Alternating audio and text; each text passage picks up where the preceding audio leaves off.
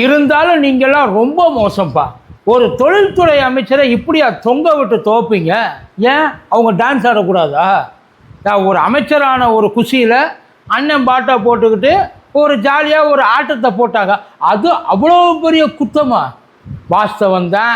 ஒரு பக்கம் தொழில்துறை அமைச்சர் ஜாலியாக டான்ஸ் ஆட, இன்னொரு பக்கம் தமிழ்நாடு தொழில்துறையை டப்பாக டான்ஸ் ஆடி கடந்தது வாஸ்தவம் தான். அதுக்காக அக்காவை இப்படி ஆடா போட்டு ஆளாளுக்கு சுக்கா போடுவீங்க? இஷ்டத்துக்கு என்னென்னலாமோ பேசுகிறாங்க சார். இவங்க படுத்தின பாட்டில் அக்கா நைட்டோட நைட்டாக ஊரை காலி பண்ணிவிட்டு ஓடியே போயிட்டாங்க. திடீர்னு விழிஞ்சதுக்கப்புறம் பார்த்தா தென்கொரியாவிலேருந்து ஒரு போஸ்ட்டு, அங்கேருந்து ஒரு ஃபோட்டோவெலாம் எடுத்து போட்டு தொழில்துறை அமைச்சர் தென்கொரியாவில் போயிட்டு தமிழ்நாட்டை டெவலப் பண்ணுறதுக்காக கஷ்டப்பட்டு கெஞ்சி கூத்தாடி ஒரு ஒப்பந்தத்தை ஓகே பண்ணிட்டு வந்திருக்கிறாங்க. அதுக்கும் போயிட்டு அந்த அக்காவை இவ்வளோ தூரம் வந்து உழைப்பை கொட்டுறாங்கல்ல. நீங்களாம் திட்டுறீங்கன்னு சொல்லி தானே அவங்க போயிட்டு உழைப்பை கொட்டுறாங்க. அப்படி கொட்டுறவங்களை கூப்பிட்டு வச்சு கொங்குன்னு கொட்டிக்கிட்டு இருக்காங்க சார். தேவையா அது? பஸ்ஸில் போனாலே 10 ரீல்ஸு போடுறவங்கள அக்கா ஃபாரின் போயிருக்காங்க. ஒரு ரீல்ஸு கூட விமான நிலையத்தில் நின்று ஒரு ரீல்ஸு கூட ஏதாச்சும் ஒரு பாட்டை போட்டிருப்பாங்க. இல்லையே. ஏதோ கள்ள பாஸ்போர்ட்டில் யாருக்கும் தெரியாமல் திருட்டுத்தனமாக போகிற மாதிரி ஒரு ஸ்பெஷல் ஆப்ரேஷனை பண்ணியிருக்காங்க. எந்த விதமான விளம்பரமும் இல்லை. ஏன் விளம்பரம் இல்லை தெரியுமா? விளம்பரம் கொடுத்தா மாட்டிப்பாங்க, அதனால் விளம்பரம் இல்லை. இப்போ இங்கே பல்லவி அக்கா லோக்கலாக ஒரு வேலையை பார்த்தாங்களே, லோக்கலில் ஒரு வேலையை பார்த்தாங்கல்ல. அதாவது இந்த கட்டடத்துக்கு குத்து விளக்கு ஏற்றுறதுக்கு என்னை வந்து விடலை, என்னை வந்து அவங்க வந்து இது பண்ணிட்டாங்க அப்படின்னு சொல்லி பயங்கரமாக ஒரு பெர்ஃபார்மன்ஸ் பண்ணாங்களே. அதையே அக்கா இப்போ தொழில்துறை அமைச்சர் இல்லையா, இன்டர்நேஷ்னல் லெவலில் பண்ணியிருக்கிறாங்க. வேறு எதுவும் கிடையாது. ஆக்சுவலி அவங்க தென்கொரியா போனது உண்மை. அங்கே போயிட்டு அந்த ஹெச்ஹெச்ஐ ஹூண்டா ஹெவி இண்டஸ்ட்ரீஸு அதில் அவங்க வந்து ஒப்பந்தத்தை உறுதிப்படுத்துறது உண்மை. ஆனால் இது எதுவுமே அவங்க பண்ணலை.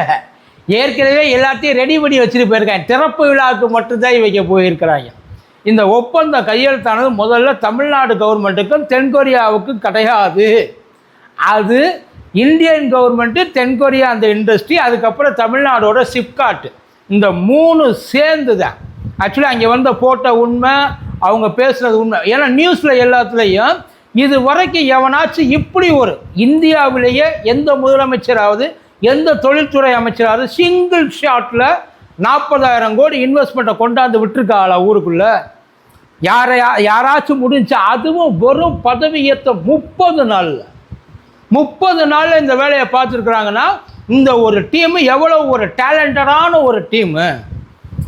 இதையே போயிட்டு மேசகான் டேக்குக்கு ஏப்பா அந்த மேசகான் டேக்கு நமக்கு வராமல், வர வேண்டியது நமக்கு வராமல் அந்த பக்கம் போச்சு, வாயை திறக்க மாட்டாங்களே. காட்டுப்பள்ளி துறைமுகம் அந்த விரிவாக்க எக்ஸ்டென்ஷனு எப்படிப்பா விஜய் கையெழுத்து போட்டார், திறக்க மாட்டாங்களே. அதாவது எந்தெந்த இதெல்லாம் ஃபெயிலியர் ஆச்சோ அதெல்லாம் திமுக தலையில் எழுதுங்க, எதெல்லாம் சக்ஸஸ் ஆச்சோ அதெல்லாம் தாவேக தலையில் எழுதுங்க. அவ்வளவுதான் அவங்களோடது. இது ஏற்கனவே டிஎம்கே பீரியடில் ஓகே பண்ண ஒரு ப்ராஜெக்ட். நிஜமா சார்? இங்கே இது இருக்குல்ல, செப்டம்பர் 7, 2025 மதுரையில் வச்சு கையெழுத்தான ஒரு ப்ராஜெக்ட். இது அப்போவே முடிச்சிட்டாங்க. செப்டம்பருக்கு அப்புறம் டிசம்பரில் அவங்க எம்ஓயு சைன் பண்ணிட்டாங்க. இது ஜனவரியில் அதுக்கு அந்த ஒர்க் அலோகேஷனை, ஃபண்டிங் அலோகேஷனை பிரிச்சுட்டாங்க. ஏப்ரலில் டெல்லி சென்ட்ரல் கவர்மெண்ட் இருக்குல்ல, ஐயா மோடி கவர்மெண்ட்டு, தென்கொரியா, அதுக்கப்புறம் இங்கே இவங்க நம்ம ஊரில் டிஎம்கே எல்லாருமா சேர்ந்து ஓகே பண்ணி ப்ராஜெக்டை ஸ்டார்ட் பண்ணலாம் அப்படின்னு சொல்லி எல்லாத்தையும் முடிச்சு வச்சுட்டாங்க. அதாவது வெறும் பாதியில் தொங்கல்லாம் கிடையாது, பேச்சுவார்த்தையிலலாம் கிடையாது. ப்ராஜெக்டு கம்ப்ளீட்லி அக்ரி பண்ண ப்ராஜெக்ட். அந்த ப்ராஜெக்டை தான் ஆய்வு பண்ணுறதுக்காக இங்கேருந்து அக்கா கிளம்பி போயிருக்காங்க. ஸ்டிக்கர் ஓட்டுறதை தவிர வேறு எதுவுமே தெரியாதுல்ல நமக்கு. ஒன்றும் இல்லை, இங்கே இந்த காட்டுப்பள்ளி அந்த ப்ராஜெக்ட் இருக்குல்ல, அந்த காட்டுப்பள்ளி ப்ராஜெக்டை கடந்து கதற வேண்டியதாக இருந்துச்சு. இது உங்கள் ப்ராஜெக்ட் கிடையாதுடா. ஆனால் நின்று பகுமானமாக சைன் எல்லாம் நல்லா போட்டாங்க. போஸு, அந்த ஃபோட்டோவுக்கு போஸ் எல்லாம் இப்போ கூட கீர்த்தனாக்கா எவன் சொன்னது இது ரீல்ஸு, இன்ஸ்டாவில் ரீல்ஸு போட்டால் இன்வெஸ்டாரை பிடிக்க முடியாதுன்ட்டு 40,000 கோடி ரூபா ப்ராஜெக்ட். அது ஆல்ரெடி அவங்க இவங்க இன்ஸ்டாவில் ரீல்ஸு போட்டதை பார்த்து தென்கொரியாவிலேருந்து ஓடி வந்து உங்ககிட்ட தான் நாங்கள் ப்ராஜெக்ட் பண்ணுவோம். கிடையவே கிடையாது. நமக்கு இருக்கிற அறிவு எந்த அளவுக்கு இருக்குன்னா, தூத்துக்குடியை நாங்கள் துறைமுகமாக்குவோம், துறைமுக நகரமாக்குவோம். அவ்வளவுதான் நமக்கு இருக்கிற எம்எல்ஏவோட அறிவு, நமக்கு இருக்கிற அமைச்சரோட அறிவு, அவ்வளவுதான். இது ஆல்ரெடி ஓகே பண்ணி வச்ச ஒரு ப்ராஜெக்ட். அந்த ப்ராஜெக்டை வெளியில் சொல்ல முடியாது இல்லை, நம்ம யோசிக்க வேண்டாம். ஆனால் இதுக்கும் தூக்கிட்டு வருவாங்க. இந்த மாதிரியெல்லாம் போயிட்டு ப்ராஜெக்டை ஃபாரினில் எப்படி பிடிக்கிறதுன்னு கீர்த்தனாட்ட போயிட்டு கிளாஸ் எடுக்கலாம்பாங்க, சொல்லுவாங்க. சார் கிளாஸ் இல்லைடா, அவங்க ப்ராஜெக்டை எல்லாம் பக்காவாக ஒர்க் அவுட் பண்ணி ஓப்பன் பண்ணுறதுக்காக உட்கார்ந்துருந்தாங்க. ஓப்பன் பண்ண போகிற நேரத்தில் நீங்கள் எல்லாருமே சேர்ந்து அவங்கள க்ளோஸ் பண்ணிட்டீங்க. இது உண்மையிலே அதாவது அவங்க கஷ்டப்பட்டு எடுத்து வந்த ப்ராஜெக்டாக இருந்தது. யார் இதில் பொய் சொல்லி என்ன சார் ஆக போகுது? இல்லை தெரியாமல் தான் கேட்குறேன். பொய் சொல்லி அப்படி என்ன உங்கள் பேர் வந்துட போகுது? இருக்கிற உண்மையை எடுத்து சொல்லுங்களேன். இது ஏற்கனவே முந்தைய ஆட்சியில் முடிக்கப்பட்ட ஒரு ப்ராஜெக்டு, ஒப்பந்தம், புரிந்துணர்வு ஒப்பந்தம்லாம் போட்டாச்சு. அதை இந்த டேர்ம்ஸ் அண்ட் கண்டிஷன்ஸ் மாதிரி சின்ன எழுத்தில் போட்டாங்க. முந்தைய ஆட்சியில் புரிந்துணர்வு ஒப்பந்தம் கையெழுத்திடப்பட்டது. ஆனால் கீர்த்தனா அமைச்சர் வாக்குறுதி அளித்திருக்கிறார், எல்லாத்தையும் நாங்கள் செய்வோம். எதுவும் செய்ய மாட்டோம்னு சொல்லியா கையெழுத்து வாங்கியிருப்பாங்க? விஓசி போட்டு இருக்குல்ல, அந்த வாவுசிதம்னா போட்டு தமிழ்நாடு துறைமுகத்தில் வராது. அது சென்ட்ரல் கவர்மெண்ட்டோட கண்ட்ரோலில் இருக்கிறது. சென்ட்ரல் கவர்மெண்ட்டோட கண்ட்ரோலில் இருக்கிற ஒரு ப்ராஜெக்டை தான் இங்கே தமிழ்நாடு கவர்மெண்ட்டு எஸ்டாப்ளிஷ் பண்ணுறதுக்காக கொண்டு போயிருக்கு. தென்கொரியாவில் போயிட்டு அவங்களுக்கு வேணுன்றதுல அவங்க எவ்வளவு தொங்கி இருப்பாங்கன்னு அவங்களுக்கு மட்டும்தான் தெரியும். 40,000 கோடி ரூபா ப்ராஜெக்ட் சார். எங்கே இப்போ இந்த தூக்கி வச்சு அப்படியே கொஞ்சிறாங்கல்ல கீர்த்தனா அமைச்சரை. நாங்கள் தப்பெல்லாம் சொல்ல, அவங்க போய் முயற்சி பண்ணி அவங்க சொந்த உழைப்பில் எல்லாத்தையும் செஞ்சு அவங்க இந்த ப்ராஜெக்டை எடுத்துகிட்டு வந்திருந்தாங்கன்னா உண்மையிலே பெரிய சல்யூட் சார். யார் நல்லது பண்ணாலும் அதை எடுத்து சொல்ல வேண்டியது, யார் நல்லது பண்ணாலும் அதை பாராட்ட வேண்டியது சார். எவனோ ஒருத்தன் செஞ்சு வச்சுட்டு போன வேலைக்கு, அதாவது இந்த இதில் சர்டிஃபிகேட் ஃபோர்ஜரி பண்ணுவாங்க இல்லை, அந்த சர்டிஃபிகேட் ஃபோர்ஜரி தான் இது. எவனோ ஒருத்தன் விட்டுட்டு போன சர்டிஃபிகேட்டு ஏன் சர்டிஃபிகேட்டுன்னு சொல்லி இன்னொரு இடத்துல போயிட்டு ஜாயின் பண்ணால் எப்படி இருக்கும்? அதுதான் இங்கேயும் நடக்குது. எக்ஸாமில் ஃப்ராடு பண்ணுவாங்க இல்லை, இன்னொருத்தன் எக்ஸாம் எழுதி அவன் வந்து இன்னொரு ஹால் டிக்கெட், போலி ஹால் டிக்கெட்டை போட்டு கடைசியில் ரிசல்ட்டு அந்த இது சர்டிஃபிகேட்டு டாக்குமெண்ட்டு இன்னொருத்தனுக்கு கிடைக்க முடியும். இப்போ அந்த வேலையை தான் இவங்க பார்த்துக்கிட்டு தெரிகிறாங்க. எங்கே வந்து சொல்லுங்களேன், நாங்கள் தான் இந்த ப்ராஜெக்டை பேசணும், எங்களுடைய உழைப்பு. ஏன் சார் இப்படி ஊரை ஏமாத்துறீங்க?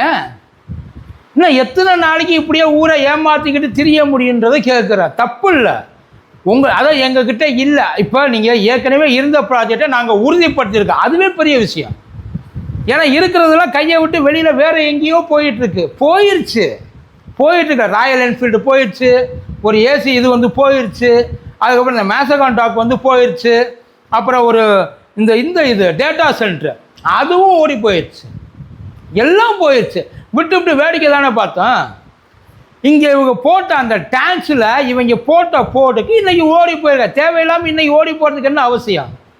யோசிச்சு பாருங்கள். இவங்க எந்த விதமான அனௌன்ஸ்மெண்ட்டு இல்லாமல், எந்த விதமான மீடியா இன்ஃபர்மேஷன் இல்லாமல் இவங்க ஏர்போர்ட்டில் போயிட்டு ஃப்ளைட் ஏறுவாங்க. ஏன்னா இங்கேருந்து போகிறப்ப அங்கே போய் போட்டு அதுக்கப்புறம் இங்கே வந்து சொல்ல வேண்டிய அவசியம் இல்லை. இங்கே அதுக்கான வேலையை திரும்பி வர்றதுக்குள்ள அதுக்கான வேலைகளை பார்த்துருவோம்ல சார். வெறும் பஸ்ஸு போனதுக்கு 1008 இது பண்ணவங்க சார் இவங்க. இல்லை எத்தனை அதை கொண்டு வாங்கன்னு தான் சொல்கிறோம், தப்பெல்லாம் இல்லை. நீங்கள் ஏற்கனவே இந்த ப்ராஜெக்ட் தான் நாங்கள் கொண்டு வந்திருக்கோம், பாராட்டுவோம். எப்படி பார்த்தாலும் அது திரு ஜோசப் விஜய் அவர்களால் தான் திறக்கப்பட்டது, அடிக்கல் நாட்டப்பட்டது. அடுத்த 5 வருஷத்துக்குள்ளே இதுக்கு முன்னாடி என்ன ப்ராஜெக்ட் இருந்தால் அது வழக்கமாக நடக்கிற விஷயந்தான். அதில் யாரும் மாற்றியெல்லாம் எழுத போகிறதில்ல. ஆனால் இவங்க என்ன சொல்கிறாங்க, இது முழுக்கவே எங்களால் தான் வந்துச்சு, நாங்கள் தான் உழைச்சோம், எங்களுடைய அறிவை பயன்படுத்தி தான் நாங்கள் இப்படியெல்லாம் வந்து இழுக்கிறோம். நீங்கள் இழுத்த இழுப்பு, நீங்கள் கொடுத்ததெல்லாம் யாருக்கும் தெரியாதுன்னு நினச்சிட்டு இருக்கீங்களா? இது வரைக்கும் நீங்கள் என்னென்ன இழுத்துருக்கீன்றது ஒரு மாதத்தில் எல்லாரும், அதாவது சார் இந்த ஒரு மாதத்தில் ஏற்கனவே சொன்ன மாதிரி தான் அவங்களுக்கு எதெல்லாம் ப்ராஃபிட்டாக இருக்கோ, அவங்களுக்கு எதெல்லாம் வந்து பாசிட்டிவாக இருக்கோ அதையெல்லாம் வந்து பத்திரமா அவங்க வச்சுப்பாங்களாம்.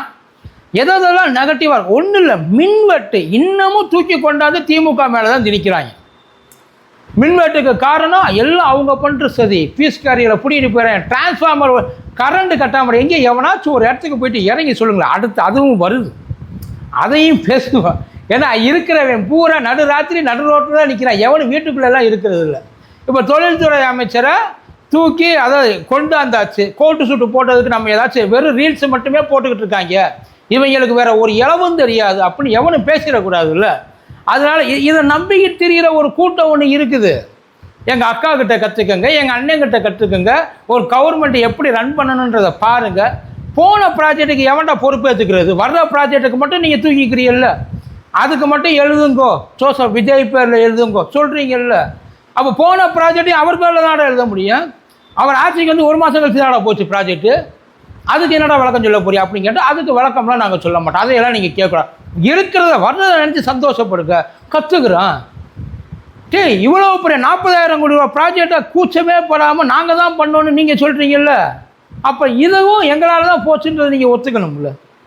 இத்தனைக்கு இது எல்லாமே எல்லாருக்கும் தெரியும், ஆனால் யாரும் எதுவும் வாயை திறக்க மாட்டாங்க. எதிர்கட்சிக்காரங்க சொல்கிறாங்க, இவங்க பண்ணுறது பூரா இன்னொருத்தனோடதுடா, எதுவுமே இவங்க ஒழுங்காக பண்ணலை, இவங்களுக்கு பண்ணவும் வராது, பண்ணவும் தெரியாது, ஸ்டிக்கர் மட்டுமே ஒட்டிட்டுறாங்க, முழுக்க முழுக்க முழுக்க சொல்கிறது பூரா போய்.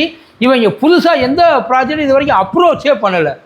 கூட்டம் போட்டு கேட்டால் தானே சார், ஆய்வுன்னு கிளம்பி போயிட்டு ரீல்ஸை மட்டும் போட்டுக்கிட்டு இருந்தால் வேறு என்னத்தை வரும்? இதுதான் வரும்.